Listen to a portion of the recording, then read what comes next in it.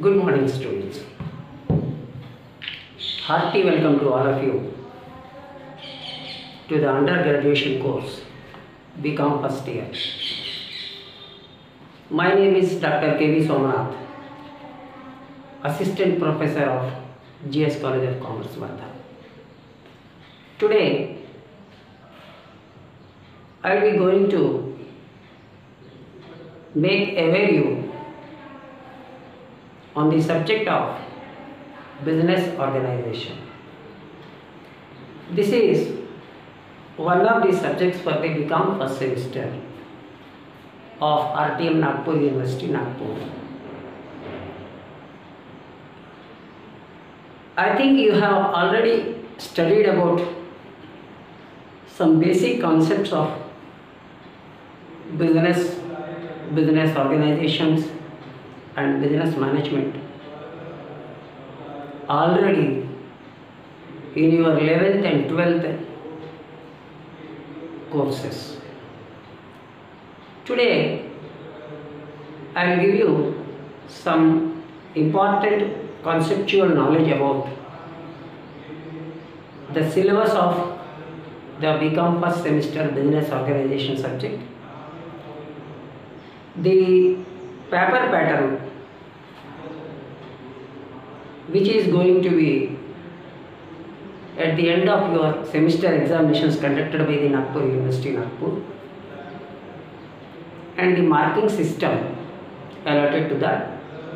Apart from that, the syllabus as a glimpse I will be going to provide you.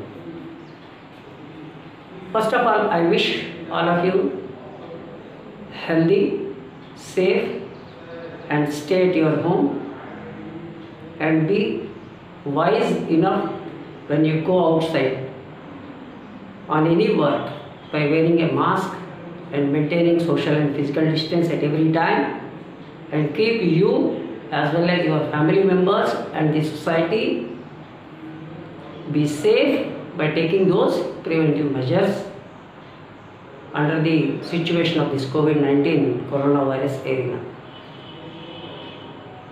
Now let us go to the subject concept.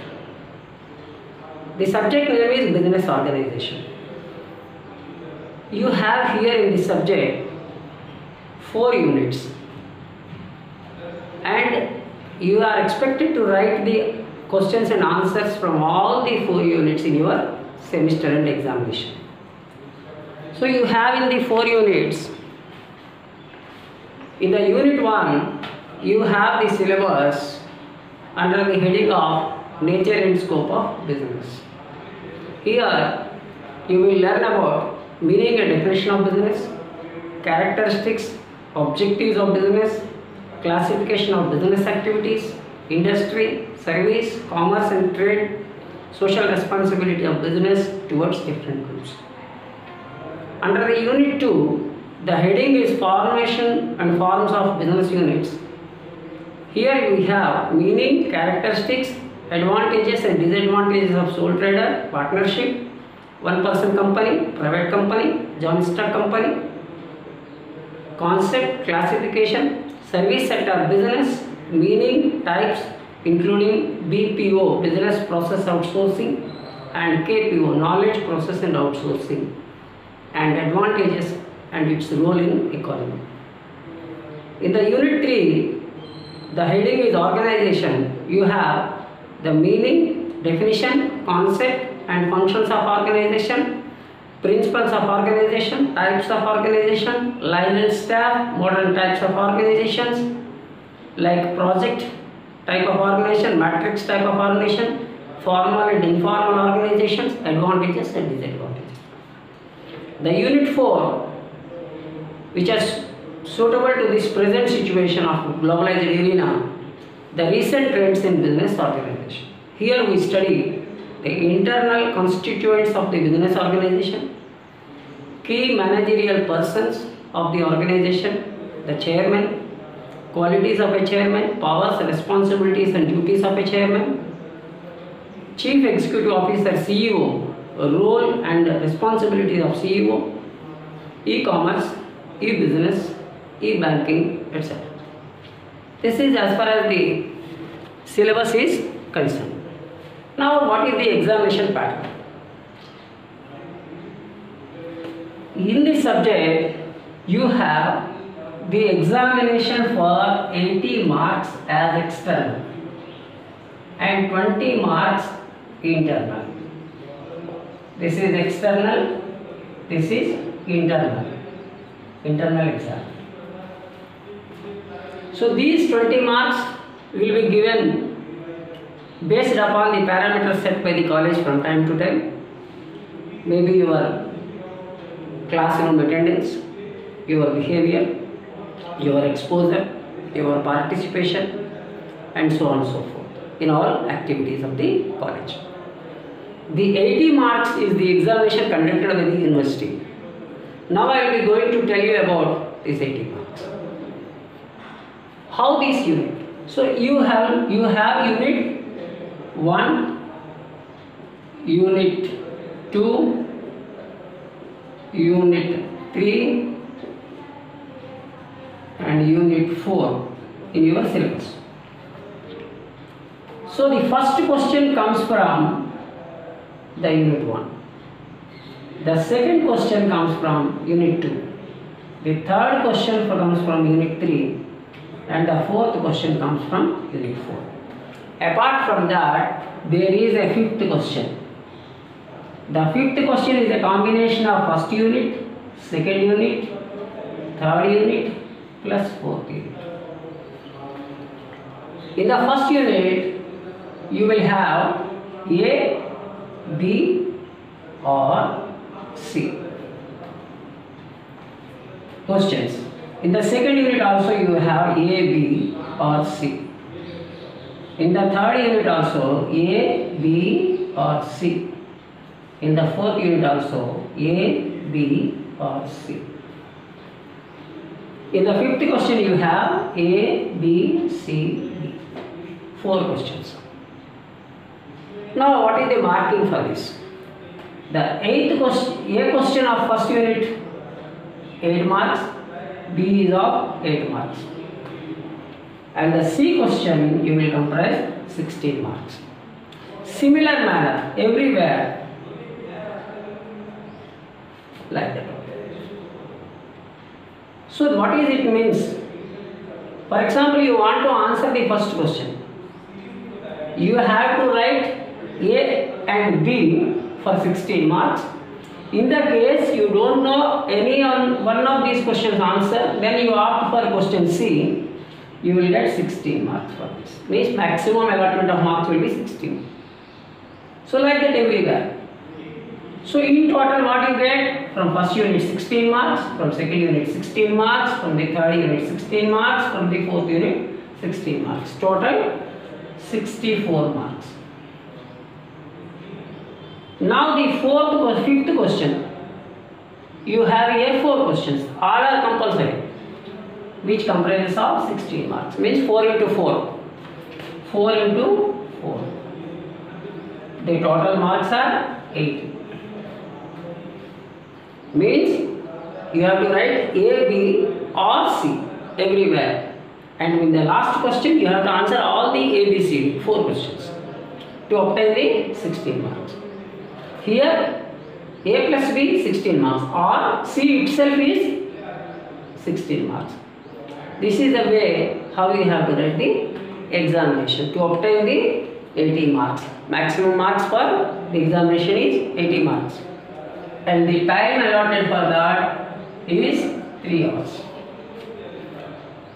Generally it is preferred that if you write A or B or A and B, maximum to maximum, if you write maximum extent of the answer as accurate as possible, there is a scope of getting nearly 14 or 15 marks, both putting together. But whereas if you answer the C question, there is a maximum of 12 to 13 because the lengthy question. The time consumption is also more and the answer is more. At large you have to write as much as possible. So you have to take a wise decision as per your knowledge, as per your memory, as per your interest, as per the situation, to answer the questions in a perfect manner. This is the way how the examination, final examination, university conducted semester and examination paper pattern will be of your subject business organization. Now coming to the question of the introduction topic of the subject business organization. So here you have two things. One is business and the second one is organization.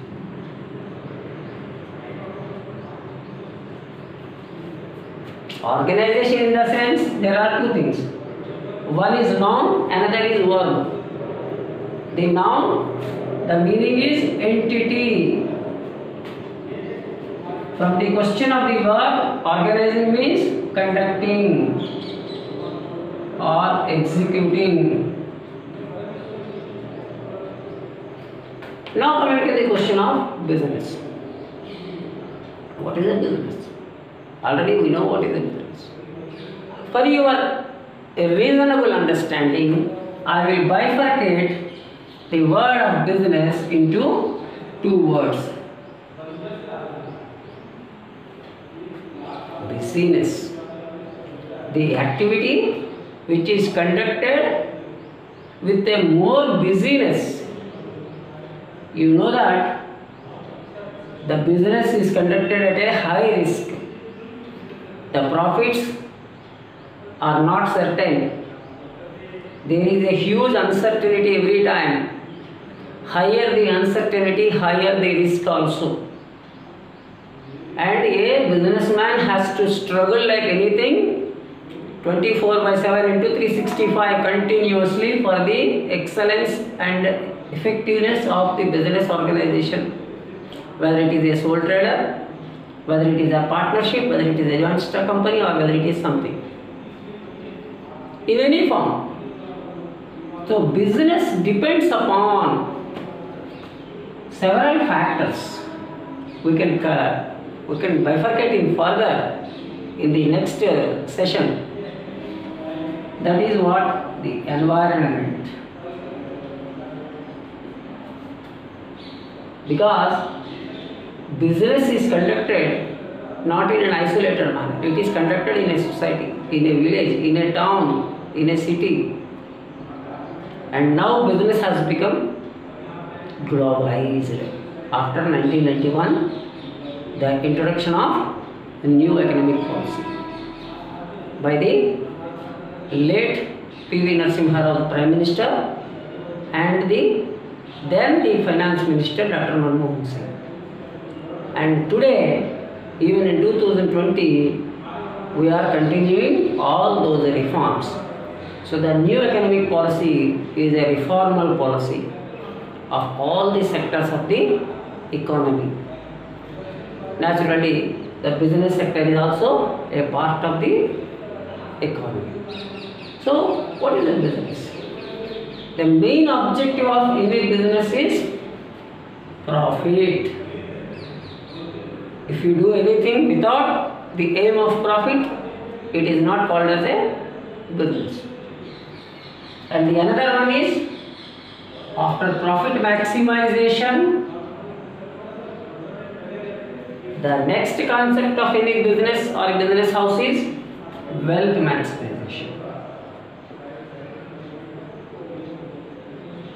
These are the twin objectives of any business. So both are important. Any business house cannot be endured forever if there is only one objective among these two. Means in the initial stages, up to some extent, any business house should aim on the profit maximization. After that, the wealth maximization. So when we talk about the environment, this is very dynamic. This is very much turbulent as of today. The environment is always changing. The environment sometimes shivers the businessman and the business houses also. We have witnessed several occasions where mega business institutions, either they have been rattled to the ground, closed down, amalgamated with other business houses because of what? Stringent competition. Stringent competition. So competition is the nature of the market. Where the business houses will be? The business houses will be in the market. Then what is the market? Market is a place where the buyers and sellers interact with each other. Maybe in the brick and mortar form of earlier or present, or maybe the online business which is conducted through internet means. Anyhow, whatever it may be the nature of the conduct of the business, the business organization is always risk prone, uncertainty prone, and a small wrong decision may lead a big impact on the business organization and lead to collapse of the organization. So there is a need on the part of the businessman, the owner of the business, to be always aware, always keep secure the survival of the business and the business house, because the business has its own scope of its conducting by nature of business, in which nature of business you are, and the nature is always depends upon the environment in which you are operating. So the environment of the business can be divided under two categories: external environmental factors and internal environmental factors. All those environmental factors which are outside the boundaries of the organization or business entity will come under the external environmental factors. And all those within the four walls of the business house, they are called as internal environmental factors. So based upon these internal and external environmental factors, we can go for the understanding of the different stakeholders of the business entity or business organization. Some of the stakeholders are external to the organization and some of the stakeholders are internal to the organization. Whether it is the internal stakeholders or the external stakeholders, one has to be kept in mind by the business organization and the ownership of the business organization to keep in view to how to reduce the uncertainty, how to minimize the risk, because they cannot escape the uncertainty and risk. It is a common phenomenon on the part of all the business entities which perform in the dynamic and turbulent environment of the business. So taking this into consideration, we will go for an extended talk in the next lesson. I hope you have understood well and be practiced by studying the material which is provided to you. Thank you very much.